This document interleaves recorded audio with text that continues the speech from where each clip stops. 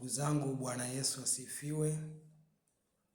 Siku ya leo ningependa kuongea na ndugu zangu ambao mmeokoka au ndugu zangu ambao mmekubali kumpokea Yesu kuwa Bwana na Mwokozi wa maisha yenu, au ndugu zangu ambao mnasali. Nataka niongee na nyie siku ya leo kwa sababu nyie ni watu wa muhimu sana.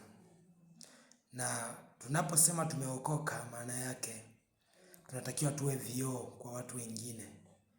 Tusiwe sababu ya watu kuacha kumjua Mungu. Kwa sababu siku ya leo watu wengi wanashindwa kumjua Mungu. Siku ya leo watu wengi wanashindwa kuokoka. Sababu ni kwamba mtu unayesali unasema umeokoka, lakini matendo yako hayaendani na wokovu wako. Tunapokuangalia unavaa nguo vizuri, unaenda kanisani, lakini ukija mtaani matendo unayoyatenda hayampendezi Mungu.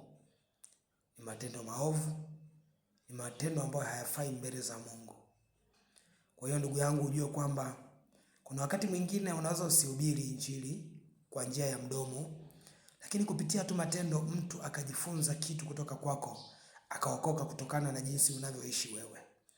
Lakini inavyotokea kwamba mtu wewe unasema umeokoka, lakini ukirudi mtaani matendo unayoyatenda ni kama ya watu ambao hawajaokoka, moja kwa moja mtu ambaye hajaokoka anaona kwamba haina haja ya kwenda kanisani.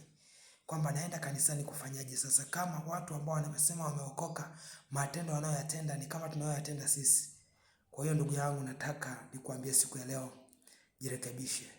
Ishi maisha ya wokovu. Ukisema umeokoka, uwe umeokoka kweli, kwa sababu Biblia inasema kwamba ajizaniaye ameokoka angalia asije akaanguka.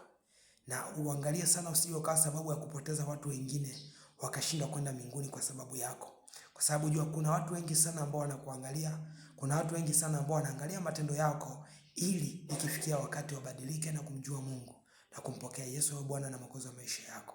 Kwa matendo yako ndio ibada pekee au ndio injili pekee ambayo inaweza kumbadilisha mtu na kumfanya mtu aokoke na kumjua Mungu ili mwisho wa siku aende mbinguni.